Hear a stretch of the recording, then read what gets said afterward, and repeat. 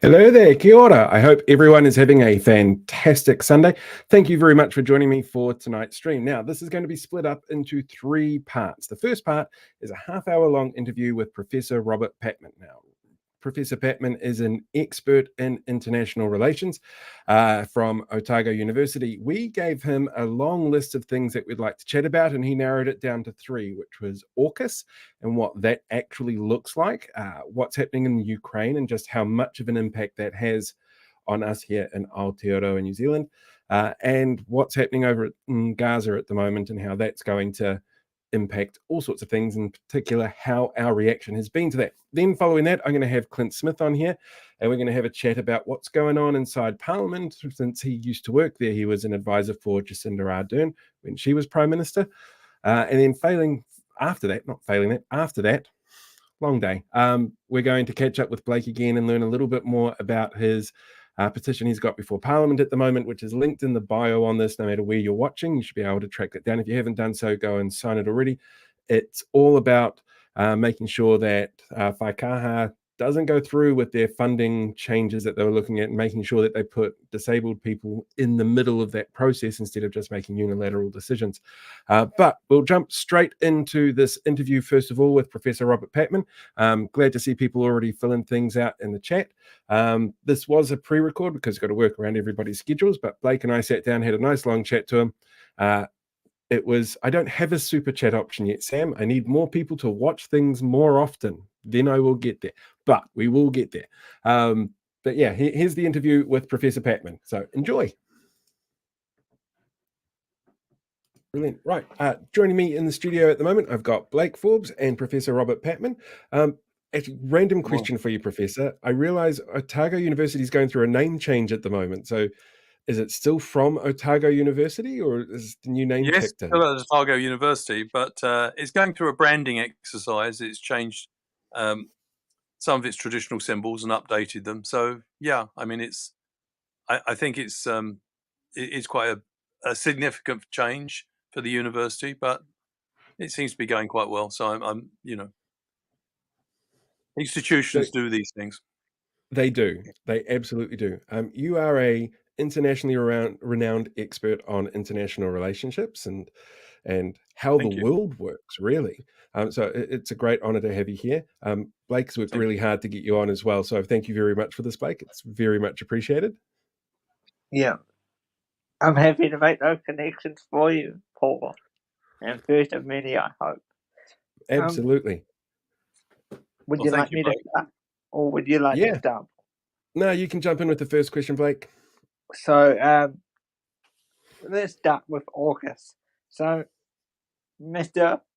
Peters has been very, let's say, open about his thoughts around all of this. What's the perspective like for you to begin with? Sorry, he's been very open about his thoughts. I didn't quite catch the last part of the question. What's it like for you?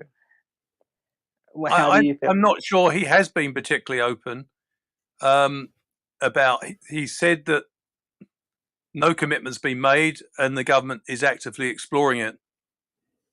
But he's also his government has made a number of statements which has changed our relationship to exploring AUKUS. You may recall that the previous government, we now know, was behind the scenes exploring the possibility of joining Pillar 2 of AUKUS. This Pillar 2, by the way, is simply, I say simply, it's a part of the enhanced security arrangement called AUKUS, which deals with sharing of cutting-edge defense technology. Pillar 1 involves the transfer of nuclear power submarines over a very long time frame and at great expense between UK and the US on the one hand and Australia on the other. Right. So when we come back, so this question has been explored since 2021. The Labour government started the process. And the national government say, under Mr. Peters, they're simply continuing it. But that is disputable. First of all, the Labour government never said that AUKUS is good for regional security. Secondly, this government has linked possible membership of AUKUS with Pillar 2 of AUKUS with what they call ever closer relations with the United States. In other words, it's been a central goal of this government to achieve closer alignment with traditional allies. And AUKUS now seems to be, if you like, a key component of that process. So there's a linkage there that didn't exist before. So it's not quite the hands-off investigation that I think Labour, and it's fair to say there were divisions within the Labour government. Andrew Little seemed to be much keener on Pillar 2 than, say, Nanaia Mahuta, the foreign minister, who was distinctly cool about the idea of joining Pillar 2. So how open has the government been? Well, it's been open that there's been no commitment yet, which is welcome. But on the other hand, they've also been quite forward-leaning without actually acknowledging they are forward-leaning about it. So I think it's a qualified openness, if you see what I mean. Yes, For and me, what I would say, yeah, for me, when it comes to AUKUS, the big fear, and to be fair, I'm not a huge expert on this topic. If we're having closer relationships in a military way with America, what does that mean for our nuclear-free status? Well, that's the big complication. Many of us, I'm an AUKUS skeptic. First of all, it will, I don't doubt the sincerity of this government or the previous government in saying that membership of Pillar 2 would not compromise their commitment to non-nuclear security. But the problem is, Paul, New Zealand can't control the perceptions of countries that matter to us greatly, such as in the Pacific Island states and in ASEAN.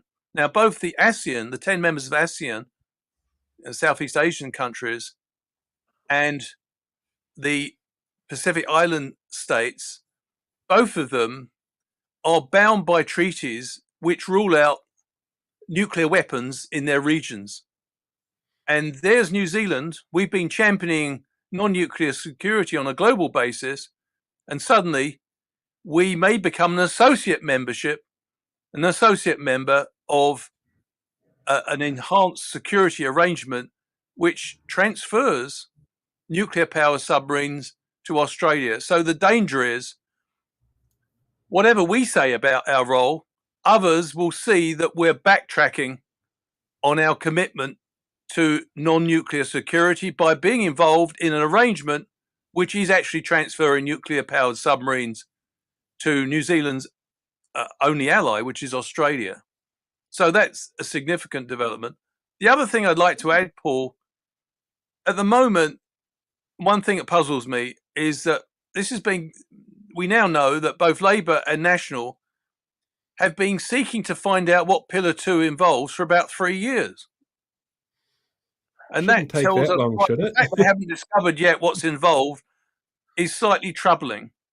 The other thing here is actually whether AUKUS is a good fit for New Zealand. I mean, I'm talking about Pillar 2. It does not depend on the discussions between the national government and other members of AUKUS. At the moment, everybody's waiting with bated breath to discover what Pillar 2 consists of. But actually, we can make up our minds about whether Pillar 2 would be a good fit for us, irrespective of what we discover it consists of. Why? Because strategy is about ends, not means. So at the moment, we're fixating on the means. But in fact, we know what the ends are. In September 21, when AUKUS was formed, we were told that it was the three English-speaking countries had come together to try to bolster what was called the International Rules-Based Order in the Indo-Pacific. And although it wasn't made explicit, it was quite clear the biggest threat to that rules-based order was seen as the Chinese. So this is a security pact designed to deter China. So when we talk about Pillar 2, we must take into account whatever they discover in Pillar 2, our government, that will have to be reconciled with the fact that those capabilities will be used to contain or deter China. Who is our second biggest trading partner? China is our biggest trading partner, yes.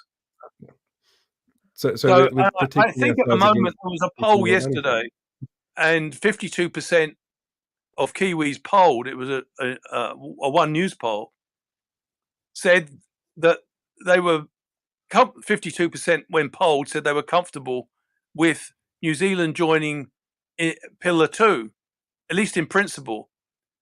But A, we don't know what Pillar 2 consists of, and B, that's not really the crucial question. The crucial question should be, are you comfortable with joining Pillar 2, given those capabilities will be used to deter China or contain China? So, as a great strategist, Prussian strategist once said, that was Karl von Clausewitz, there's got to be good strategies all about relating means to ends. And we've got to keep our eye on the ends of AUKUS, on the objectives of AUKUS. What's it designed to do? And that's where we should make up our mind. So what I would like to ask is, so the Labour sources have told me that they wouldn't have gone as far as the current administration is in terms of AUKUS. So if they are concerned that this could even lead to a Pillar 1 thing eventually. So how concerned are you that might be turned out to be true? I think this neat distinction between Pillar 1 and Pillar 2, as we've already sort of touched on in response to Paul's question, it exists, but I'm not sure how outside parties will interpret it. It's not so. I mean, let's be quite clear. Pillar 1 and Pillar 2 are united by the goal of deterring China. One involves nuclear weapons or nuclear-powered submarines, and the other involves defense sharing or sharing high-tech defense technology, state-of-the-art, artificial intelligence. So when you look at it in that way, the distinction between Pillar 1 and Pillar 2 begins to pale somewhat. And what we do know is that AUKUS as a whole is dedicated to deterring China in the Indo-Pacific.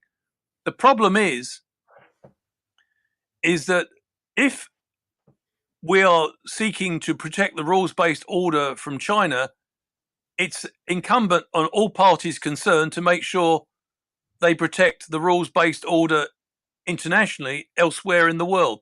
And unfortunately, as we've seen in Gaza, that hasn't happened. So are we simply joining what is an American attempt to contain China? Yeah, because the concern for me is they will start with Pillar 2, get let's say cozy with the Biden or Trump administration, whatever one wins in November, and then eventually transition into number 1. Yeah, that's absolutely true, and I'm pleased you raised the point about the volatility of US politics. I think it's fair to say I was in Australia last year in September. One of the things that surprised me is how skeptical many Australians are about AUKUS, not least because of the cost. But they also are fearful about Trump coming to power. And so I think it's fair to say that many Kiwis and indeed many Australians might be quite relaxed if Biden was president about Pillar 2, but they may be extremely agitated if an America First president was heading AUKUS. We've already seen with respect to NATO, Mr. Trump is not above demanding that people step up their defense contributions. That could put us in a difficult position. But The other thing is we don't share the same values as Mr. Trump. National or Labour are both at odds with Mr. Trump. Mr. Trump's view of the world is a free-for-all where great powers can exercise their power unencumbered by international institutions and multilateralism. Mr. Trump is an opponent of multilateralism, which is a keystone of New Zealand's foreign policy. So I can't see I can't even see AUKUS surviving if Mr. Trump comes to power. And so I know the government hasn't made a decision, which is good, but we need to be very clear about what the objectives of AUKUS are.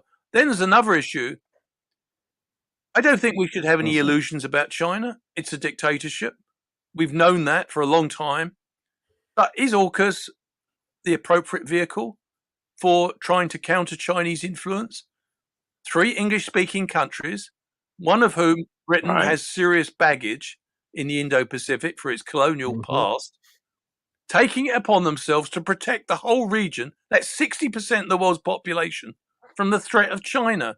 There's 40 countries. Those countries don't see themselves as pawns in some strategic game between Washington and China. Yes, they're very worried about China, but they don't necessarily believe that 3 English-speaking countries are going to solve the problem for them.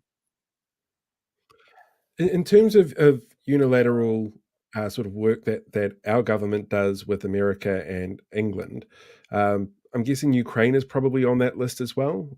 Our sort of addition to their fight against what's happening from Russia. How do you see that changing under this current government? Is that stance likely to change, or is that likely to be affected if Trump gets in? Well, let's be quite clear. Mr. Trump has gone on record as saying that he would deliver peace within 24 hours in Ukraine if he became president. And when you decode that, that means he will ask the Ukrainians to surrender to an illegal invasion. And he did say that they wouldn't get a penny more once he was president. So Mr. Trump has a different view of the world. We're a liberal democracy. America is a liberal democracy. But Mr. Trump's supporters did try to overthrow the outcome of the 2020 election. So we have an insurrectionist, effectively, running for office in 2024. Yes, there's grave concern. Even when Mr. Trump's been out of power, the Biden administration has struggled to deliver some of its military assistance to Ukraine. I'm pleased you raised Ukraine because I think AUKUS is a strategic sideshow. I don't think it's important to us, but Ukraine is. Why?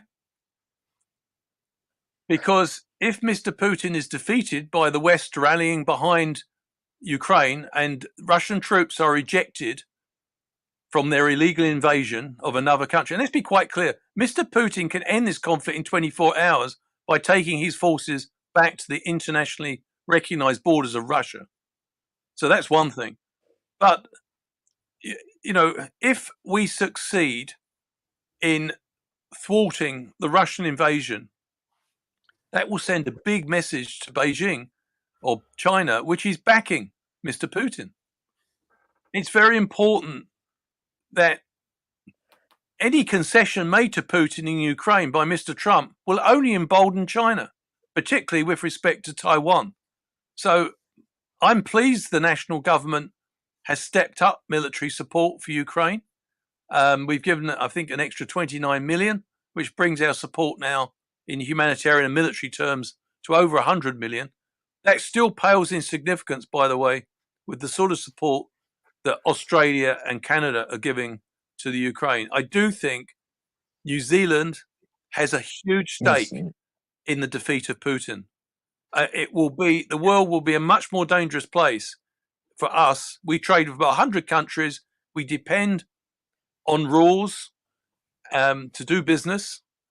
And if those rules are compromised by the demonstration of might is right from the Kremlin, then that could destabilize the world in which we try to make our living. Yes, and with that, do you think that the national government are you happy with the amount of support? they are giving? Or would you No, like I'd like to see a lot more. We have in our military arsenal, we have things like javelins and other military capabilities that could be used, which we're not using. I do think this is the number one strategic issue. It's a long way from us, but we will be affected by the outcome. And, you know, it's, as I say, I think the best strategy for trying to curb Chinese assertiveness is to defeat Putin. And that will register. I think AUKUS plays into China's hands. So, to me, the strategic priority is to try to liberate a country which is a liberal democracy and a non-nuclear power. Like New Zealand, it gave up nuclear weapons. A third factor linking New Zealand and Ukraine is that Mr. Zelensky said after the defeat of Russia, he will be leading the charge internationally to reform the Security Council, which has been a long-term goal of New Zealand governments going back to Peter Fraser. Do you believe that Mr. Luxon needs to extend an invitation to Mr. Zelensky to come to New Zealand? Yes, or Mr. Luxon can go and visit Mr. Zelensky in Ukraine. I do think it's important that we not only, to be fair, I was recently in a discussion with other speakers with the Ukrainian ambassador to Australia and New Zealand. And he's fully aware that New Zealand and Kiwis fully support Ukraine. So he knows that. It's just that they're in a for 6 months, American military aid was not forthcoming. And so at the moment, they're trying to, that aid now is on its way, but they're dealing with a very difficult situation. I think this is a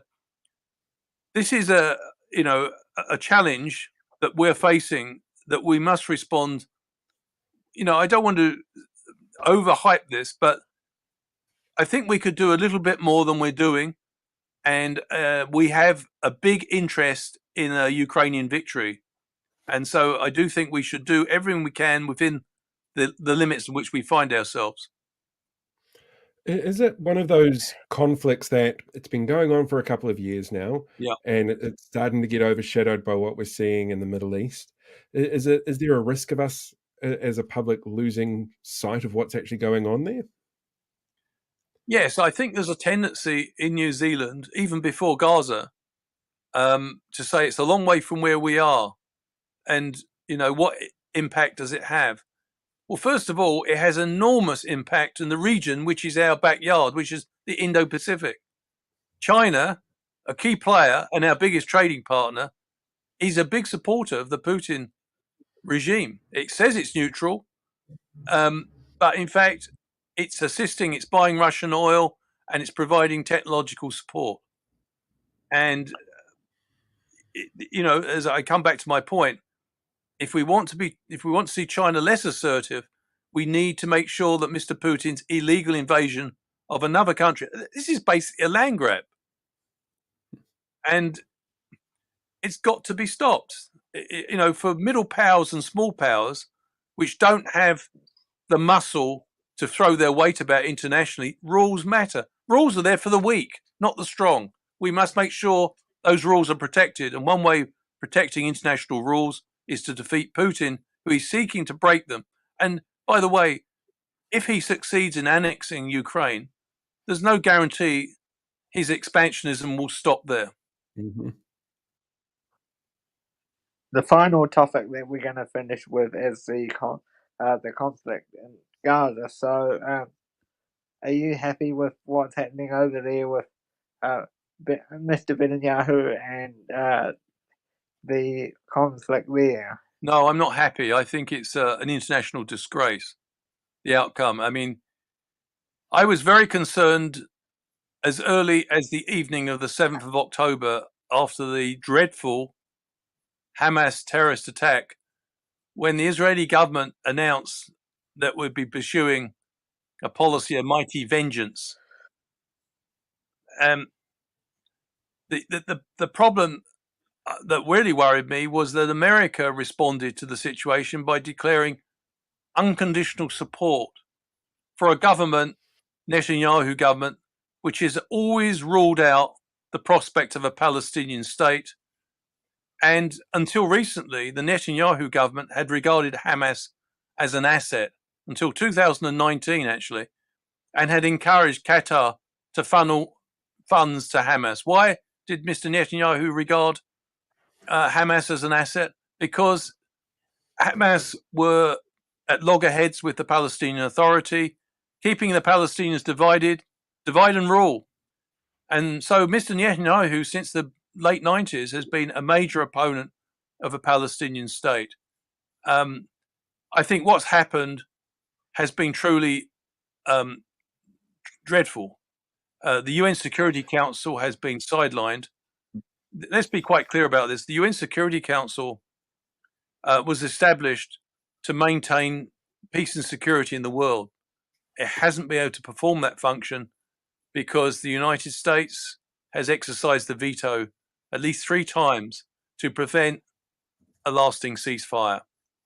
Instead, it has tried through its back channels through its own diplomacy, working with Qatar, Egypt, and Israel and Hamas to bring about a ceasefire that way. But so far, there's been no relief for long-suffering people. And the thing that really concerns me is the world has largely watched this tragedy unfold over 6 months. And 14,000 children have been killed, who by definition had nothing to do with the Hamas attack on the 7th of October. So the reason I'm very unhappy about this is because it's all very well the Biden administration talking about its support for a rules-based international order, but that remains just talk if you don't actually uphold humanitarian law and the laws of war. We've seen war crimes in Gaza during the last 6 months. We saw a war crime when Hamas attacked Israel, and unfortunately, the disproportionate and massive response of Israel, which has been supported by the United States, has also consisted of war crimes. So we're in a situation now where there is signs within the United States that many young people in particular are expressing their frustration and demanding an immediate end to the war. It's like parallels with the Vietnam War in the late 60s. But this is a very serious situation. I would go as far as to say that what we've witnessed in the last 6 months is a crisis of humanity. That the fact that one power can block the majority, let's be quite clear. On the 12th of December last year, excuse me, 160 countries in the UN General Assembly, including New Zealand, had voted for an immediate humanitarian ceasefire. But just a few days earlier, the US had vetoed such a proposal in the UN Security Council. The problem is that the General Assembly, its resolutions are non-binding, whereas the resolutions of the Security Council are binding. But I think we've spoken about AUKUS, we've spoken about Ukraine this morning. There's linkage between these issues, and the linkage between Gaza and AUKUS is that if we're forming a security arrangement like AUKUS to uphold the rule of law in the Indo-Pacific, that is contradicted or undermined by the failure to uphold the rule of law in places like Gaza. And let's be quite clear, Israel, the IDF, I haven't heard the Israeli government apologize at any time for the civilian casualties. They talk about unfortunate collateral damage. I haven't heard anything that indicates there's going to be a real effort to protect civilians in this situation. And you know what? This is not good strategy. 6 months down the track, is Israel more secure after pulverizing Gaza, destroying 50% of residential buildings, leaving only one hospital intact at Rafah, and we're now led to believe there's going to be an attack on Rafah shortly. 1 million people displaced from their homes. Is this, and close to 34,000 according to the UN, Palestinians have died. Just imagine how you would feel if you were Palestinian, and many Palestinians intensely dislike Hamas. Just imagine how you would feel if a member of your family was killed in Mr. Netanyahu's response to the Hamas attack when that member of the family had nothing to do with Hamas. They were killed. That would simply, if you like, set the scene for a further cycle of tit-for-tat violence in the future. Mm-hmm. And that's, unfortunately, I said on the 9th of October, 2 days after the event, in a local newspaper here, the ODT, there is no military solution available. It's a political problem. And the problem is this. This is what's got to be addressed. The Palestinians' desire and aspirations for a state have to be reconciled with Israel's desire for greater security. And that's the political challenge. But you can't solve that challenge by simply using military power to crush those who resist you. And that is something we have to face up to. How do you rate the New Zealand response to what's happening over there? Mixed.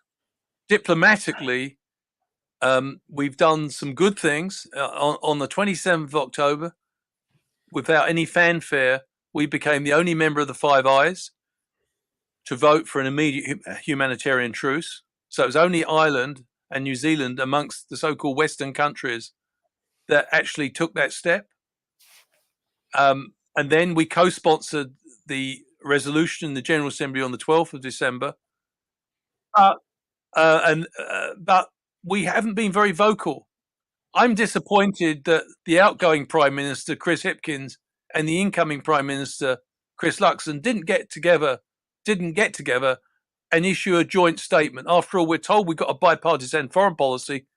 They could have made New Zealand's position absolutely crystal clear. And I'm pleased that Mr. Peters is now talking much more firmly. He made a good speech in February in the General Assembly. I think it was in February. It was quite recent anyway, about the situation in Gaza. I think it was March, actually. And it was a hard-hitting speech. He said the situation in Gaza, there must be an immediate ceasefire, lasting ceasefire. And he also indicated that the Israeli military campaign would not generate greater security for their country.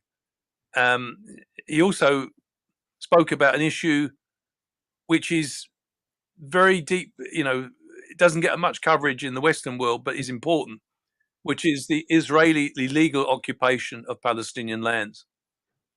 And he said that is a recipe for continuing insecurity, and he called for it to stop. And I think it was a good, hard-hitting speech, but it came 5 months into the conflict rather than at the beginning. And I think that come back to your question, I think our performance has been mixed. I think many other countries expected New Zealand, having demonstrated courage over non-nuclear security in the mid-80s, and having demonstrated courage in opposing the US invasion, illegal US invasion of Iraq. Ellen Clark said no. Yes. I think they expected us to speak up forcefully, adding our voice much more forcefully, calling for a ceasefire.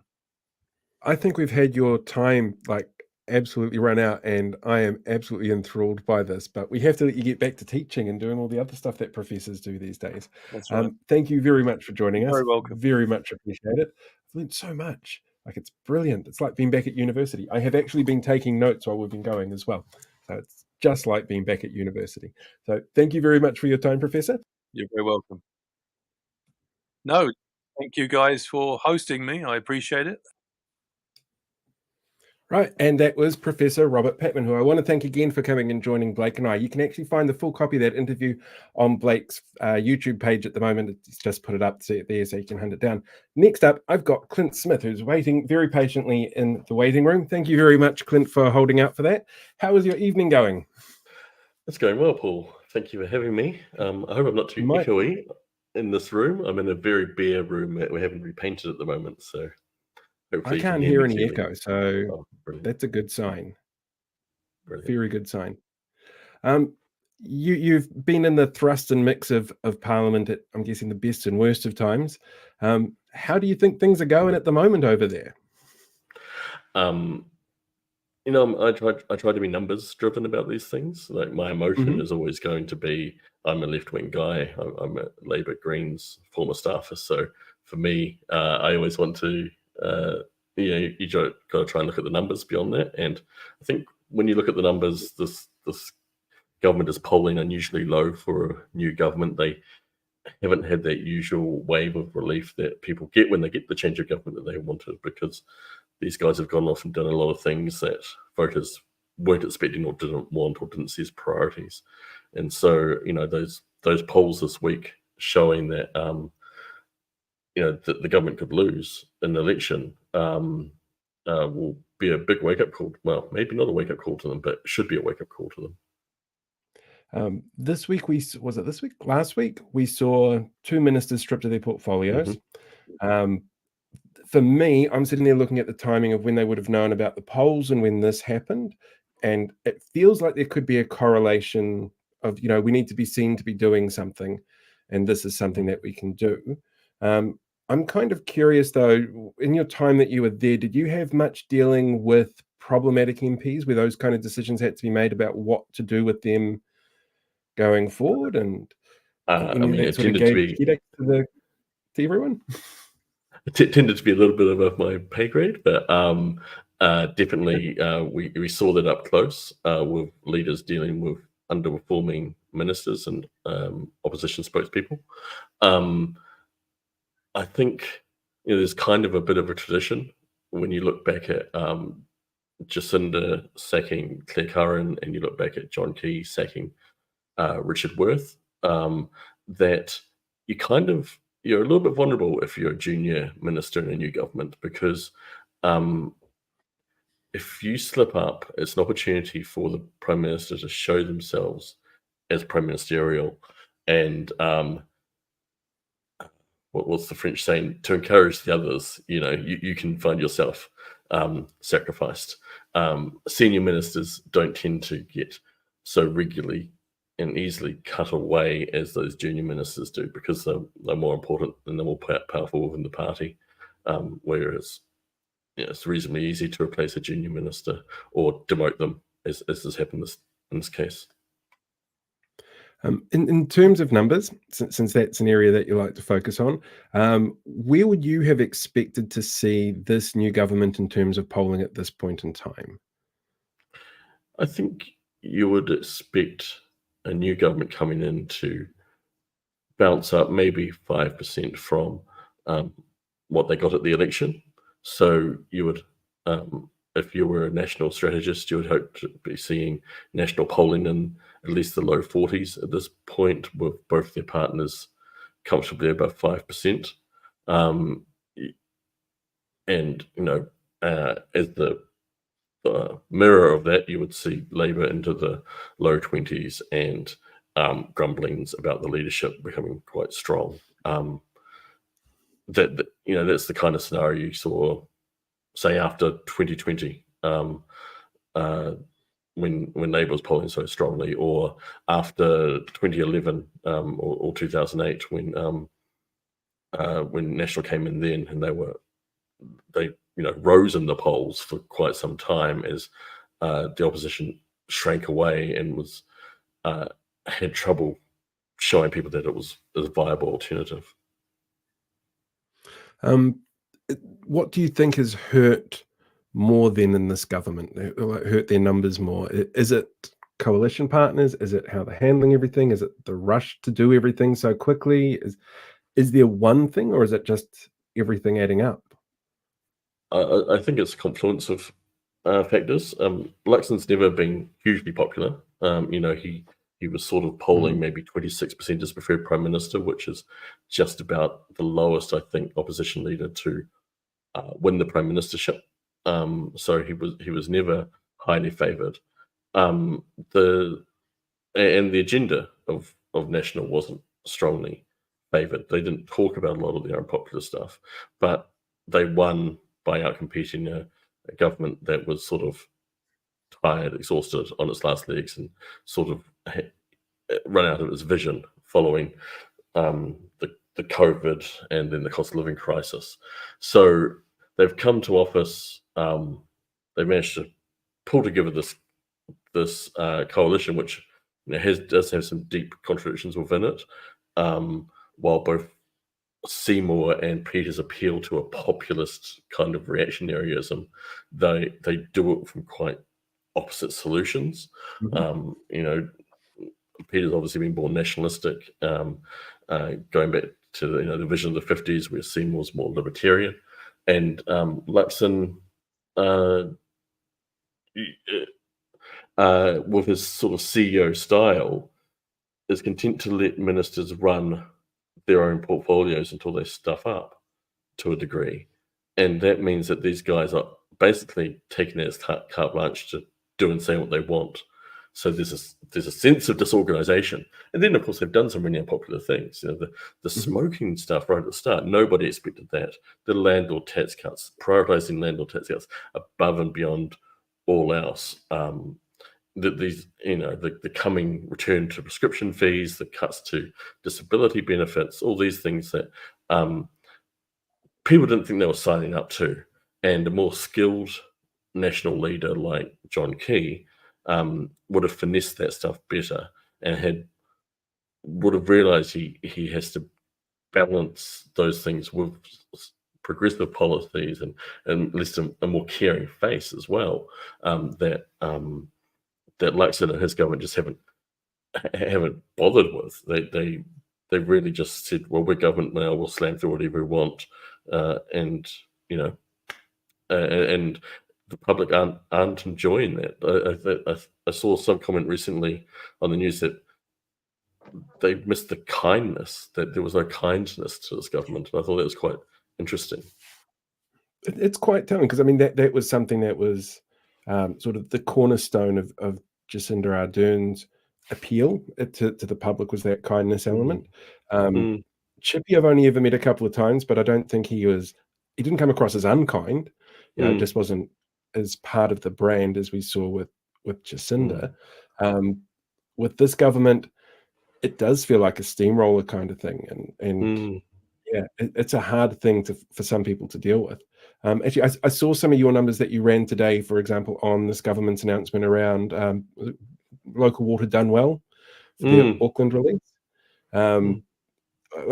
Is that kind, because it's a bit of a bait and switch, there was the whole 26% water rates increase that was there because of what the National Party did, and then they're dropping it down to it's only going to be 7%, but it would have been 2% under the Labour plan that was in place. Is that kind of bait and switch with numbers something that you're seeing quite a bit come through? Is that something specific with this government, or is that something every government does? I mean, as someone who's been sitting opposite National in policy strategy in elections for years, I actually really respect their ability to shape the discourse with inventive use of numbers like that. It's something that the left has never been as able to do, and so they'll go on the radio and say, Three Waters failed, you were going to get 25% water charge increase, now it's going to be 7%, and people, that's not actually what happened. Like you said, it was actually them repealing Three Waters that was going to create that huge increase. So they are skilled at manipulating the truth that way, but they'd only go so far. When you get on the bus and now it costs twice as much as it used to because they've removed the half price fares, when you go on to get a prescription and now it costs you $5, maybe $10 when it has been free for a year, when your rates and your water charges do go up, that it doesn't matter to a degree how much spin you've paid, that hits you in your pocket and you feel unhappy about it. And who are you going to blame? The guys who said they were going to fix the cost of living and haven't. Have you come across many people with buyer's remorse? Yeah, I was up for my mum's 70th birthday actually, and talking to the family, and yeah, I've got some family members who lean more to a national direction, and um, that they're in Auckland and the engineering world and all that, and they're actually all sitting there. They've had projects cancelled, projects suspended, just out of the blue, because as with Three Waters, the government came in and they cancelled everything or put everything on ice, and now there's a lot of construction workers and firms and all these really highly skilled businesses. They call it the Great Pause. They're all sitting there saying all our government-driven work is frozen, and that's generating some questions on their part about the choices they made. That pause actually surprises me. I don't know if it's accurate, but I remember in school being told during the Great Depression that the lesson of the Great Depression was government pays for infrastructure in the time of a recession. That way you've got work coming through, you're getting an upgrade of your infrastructure, you've got people working there spending money. Is that still the basics for what would happen today, or what should be happening today? Yeah, Keynesian economics, what they call counter-cyclical. So, and the saying is that everyone's Keynesian when there's a recession, because we saw this in the GFC. We saw it during COVID, that governments around the world react to slowdowns by saying, okay, the important thing is to keep the economy turning over. And so we'll bring forward some infrastructure spending that we would have needed to do anyway. And we might have to borrow to do that, but we are going to keep people in work, keep making stuff that's going to be valuable to the economy long term.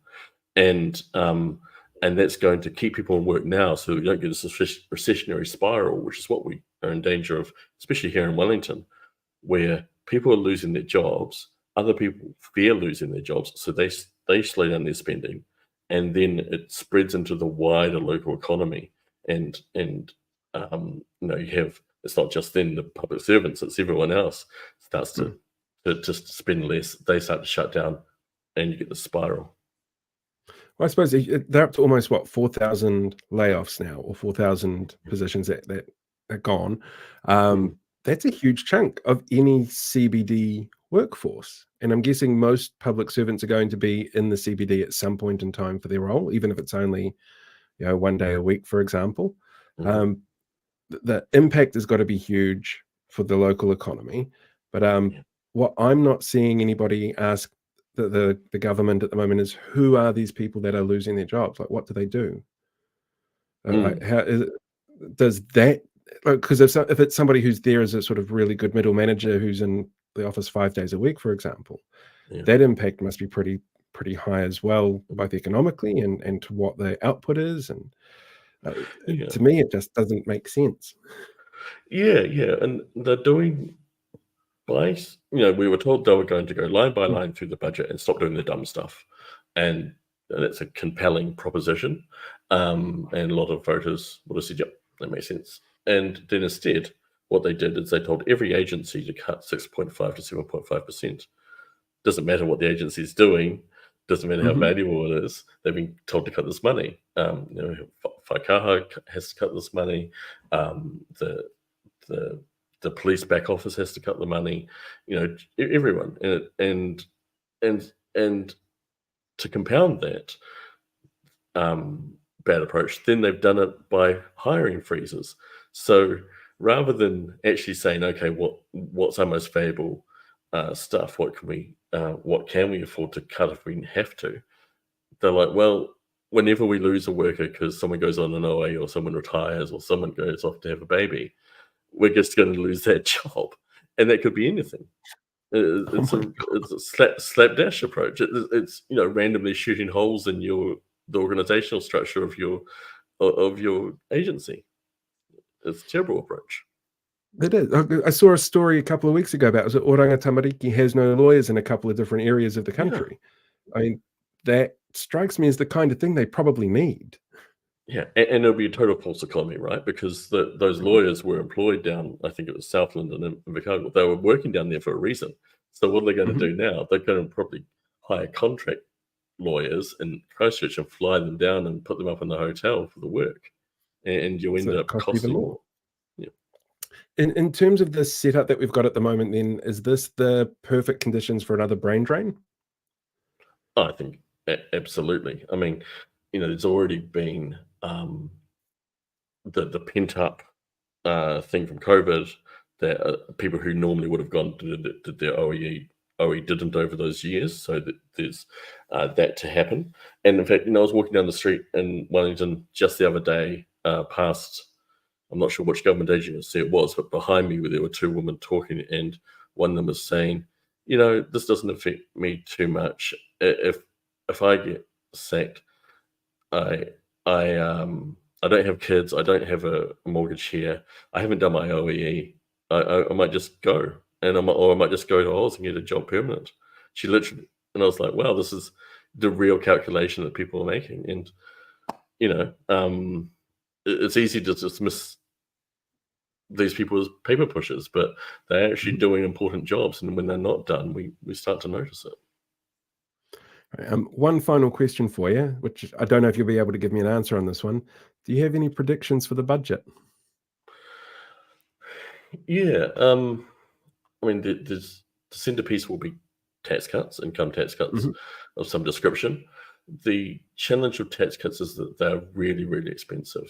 There are 4 million taxpayers, so to give $20 a week to 4 million taxpayers, which is $1,000 a year, is $4 billion a year, which is huge. It's more than the total budget for the police. And so they're not going to do that. They can't afford to. So what they said before the election was that, top earners will get $20 a week, and about 40% of people get $2 a week, and about 25% will get nothing, because everyone, including political journalists, always forget that there are lots of Kiwis who earn low incomes, really low incomes. So there'll be that. How they pay for it, that they'll find something. There'll be new charges, things that we probably don't expect. No one expected they were going to up rego costs for your car. I think probably when they bring back prescriptions, they might not make it $5. They might need to make it $10 to try and eke some money out there. But there'll be some extra charges and some cuts that no one quite sees coming. Every time I've done it, and I've been in every budget lockup since 2008, there's always some surprises, and they need to find a lot of money to make this balance, because they've committed to very expensive tax cuts, and they're nowhere near paying for them with the cuts they've announced so far. I know we're looking at borrowing some money, actually. Is it like 15 billion or something like that, which we're told, Nicola Willis likes to tell us it's not for tax cuts, it's for other things, but in the balance of things, does that make a difference? We're borrowing money and this is something we're spending. Yeah, I mean, it's money's fungible, right? You can use it for any different use. So it could be that they could invest more in public services, or not cutting benefits and those kind of things. They could have less debt, or they could have tax cuts. And what they're effectively saying with their approach, and the landlord tax cuts have already gone through, is that the landlord tax cuts are top priority for the money they have. And then there's income tax cuts, and then everything else comes below those. So whether it's less debt, whether it's investing in public services, whether it's hiring doctors, they're right now, they're cutting the hours of nurses and doctors to try and make ends meet in the hospitals. But they've decided that's a lower priority than tax cuts.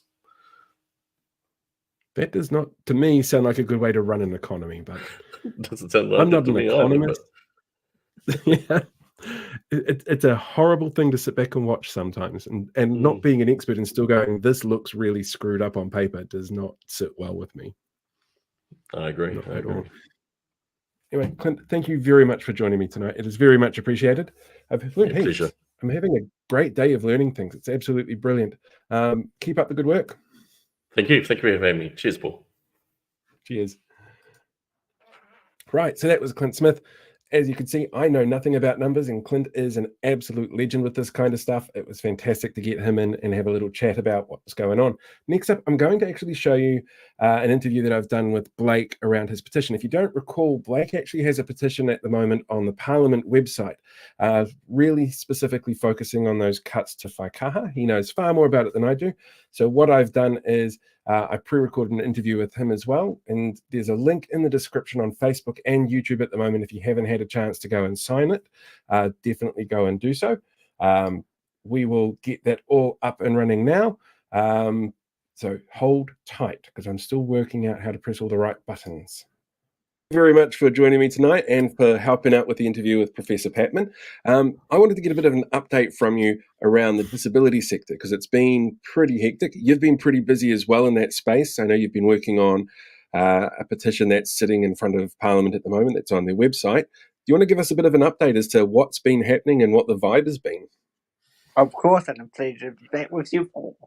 And before we start, I'd just like to say to your viewers, thank you for the wonderful response.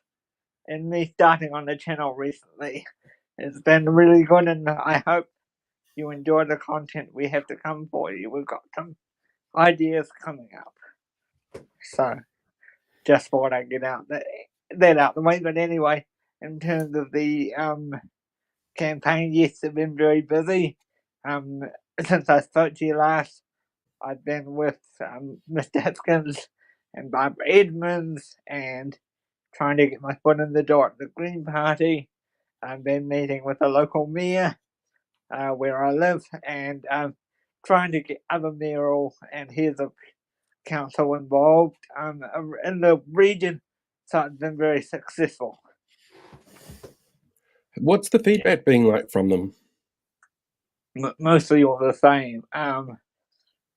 They're just disgusted at the the stuff that's going on right now, as we said in our last update.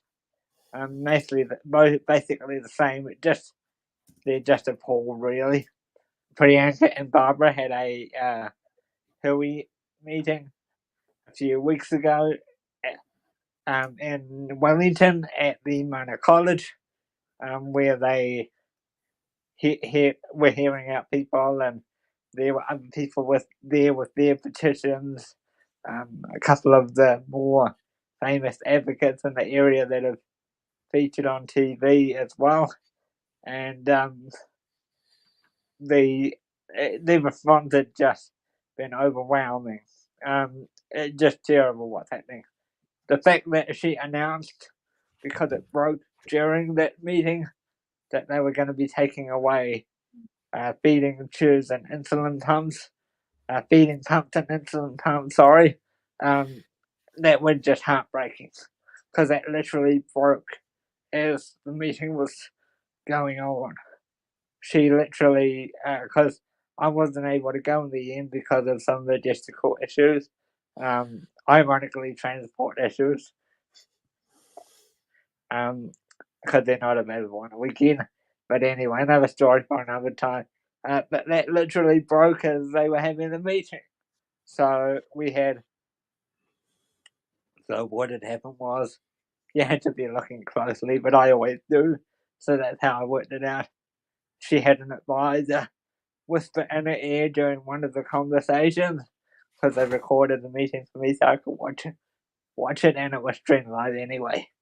But I got a more recorded version, and she whispered in the ear, and it turned out what she'd been whispering, because it just broken, that they were stopping that. So yeah, not a great announcement to make in the middle of your meeting about it. No, I'm guessing that the audience was not particularly impressed by that. No. This week it also hit the news from the newsroom that one of the reasons behind the communication or lack thereof from the ministry about cutting off funding was because they wanted to stop people from rushing in and getting things that they might need before the funding cut off. Have you heard much about this yet? Not very much, but what I can say is, from a personal comment, because I learned live with disability as well as my own every day in my house. So what I can say is, similar to what I said last time, what Minister Upton and the former Minister Simmons don't tend to understand, and this is quite ironic, since a few of them have disabled people that live down there themselves, is people need these iPads, or they need these massages, or they need these pedicures as a part of their care. They weren't taking advantage. So that's the real point we're trying to get across to the right at the moment, or to the coalition government rather, to be able to explain to them that it's not that we're taking advantage of those opportunities, or our mums or dads or grandmothers or aunties or uncles or whatever, that they need that to either support us or as part of our care. So if it's the child or the adult, it will be a part of their care.